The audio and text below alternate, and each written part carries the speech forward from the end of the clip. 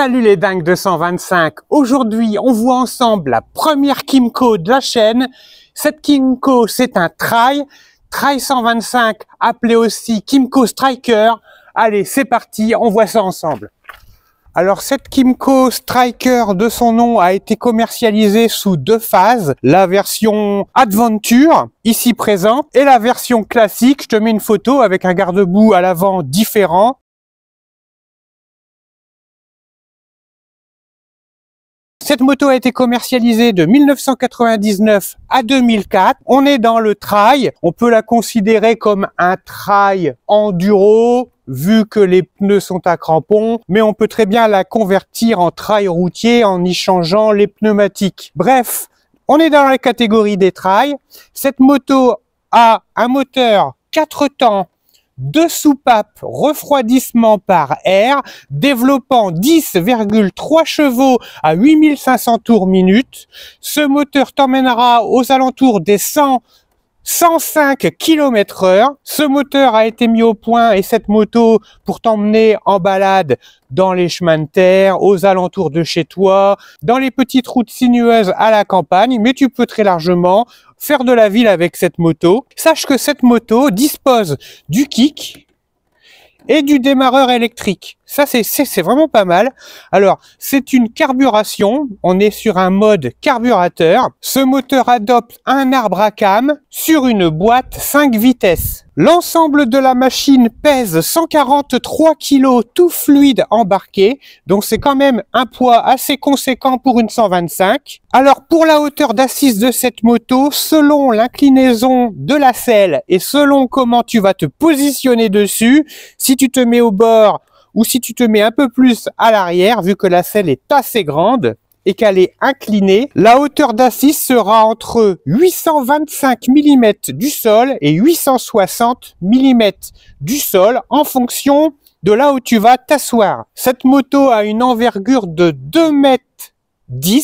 Au niveau de la consommation de ce moteur, la moyenne est entre 3,25 litres et 4,5 litres au 100 km, ce qui fait qu'avec ce réservoir de 14 litres, tu parcourras environ 400 km. Cette moto adopte une fourche avec des soufflets de protection, cachant un très gros débattement au niveau de la suspension à l'avant. On est sur un débattement de 170 mm, ce qui va largement pouvoir t'aider à franchir certains chemins de terre, trous et bosses que l'on peut retrouver en campagne. Au niveau de la section de fourche, on est sur un diamètre 35. En ce qui concerne la roue, la jante et le pneumatique, on est sur une jante à rayon solide, renforcée d'un diamètre 21 pouces. Cette jante embarque un pneumatique de 90 par 90. En ce qui concerne le freinage à l'avant, on est sur un disque de diamètre 276 mm, disque ventilé sur un étrier double piston. En ce qui concerne le freinage à l'arrière, on est sur un freinage tambour, très gros tambour d'un diamètre de 140 mm. Donc le freinage est répondant sur cette machine.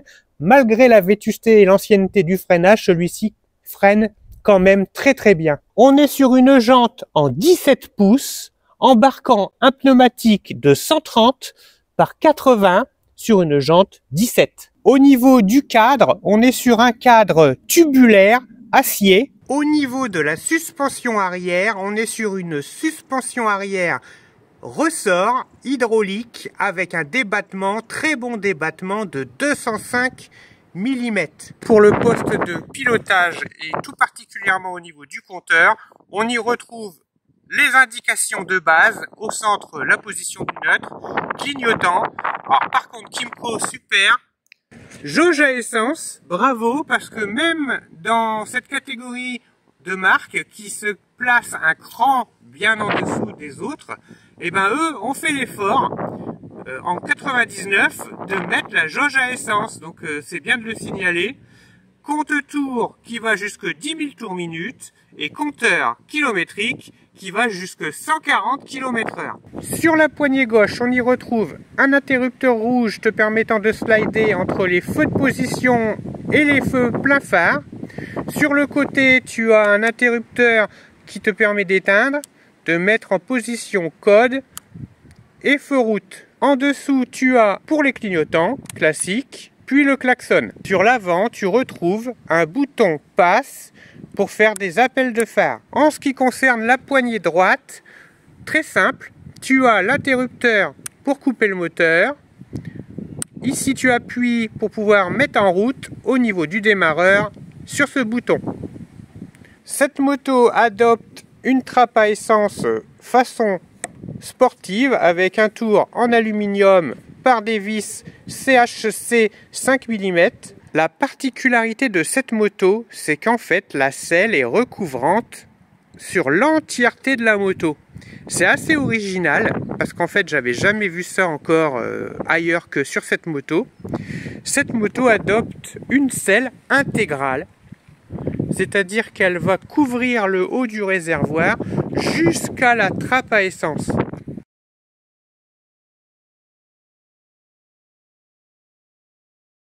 Cette moto peut embarquer un top case. Sous cette protection caoutchouteuse, tu peux y fixer les fixations du top case afin d'emporter avec toi celui-ci. Alors ce que je trouve sympa, c'est ici à l'arrière, c'est cette poignée très solide. En fait, c'est une poignée qui a été coulée vraiment, c'est du métal, coulé on va dire dans la masse, hein, c'est pas du PVC, c'est vraiment du métal.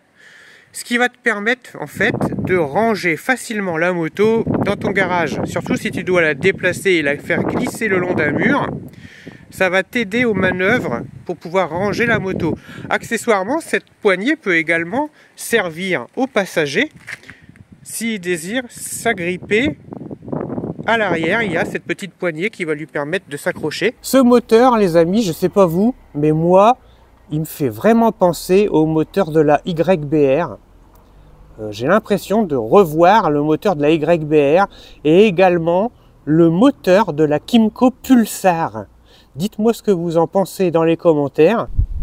Vu de derrière, elle a un arrière vraiment sympa, avec son gros feu rouge et ses gros clignotants, avec une preuve d'originalité pour Kymco à l'époque. Fallait oser quand même faire ce feu à l'avant. Ça lui donne un nez de dauphin, un nez de dauphin croisé avec Robocop. Non, vraiment sympa. Au niveau du design, c'est original. Alors là, elle a le garde-boue haut, mais sachez qu'elle a existé aussi avec le garde-boue bas.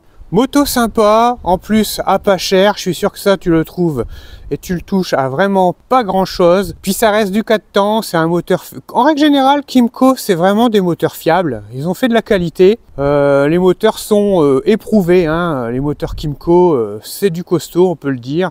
Souvent ils reprennent des licences d'autres motorisations qui ont existé par le passé et la qualité reste fiable. Alors c'est parti pour un démarrage.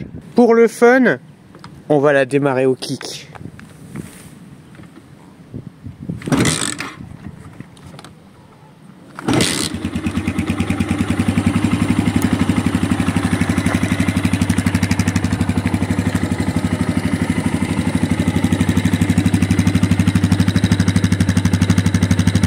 Ça fait un beau bruit.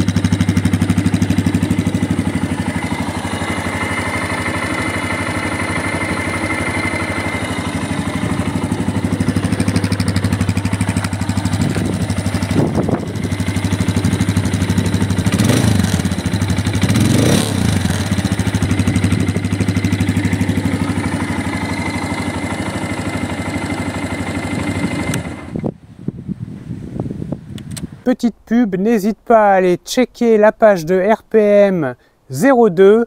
Il a un site qui est vraiment complet au niveau des pièces détachées pour ta machine. Également, n'hésite pas à aller voir sa page Facebook. C'est vraiment une équipe dynamique avec tout un ensemble de machines au top. Vraiment superbe entreprise. N'hésite pas à aller checker la page. Vraiment une équipe au top. Si cette vidéo t'a plu, like la vidéo, active la cloche, tu seras ainsi averti des dernières vidéos à venir. Puis surtout, partage un max. Moi, je te dis à très bientôt dans une prochaine vidéo. Bye!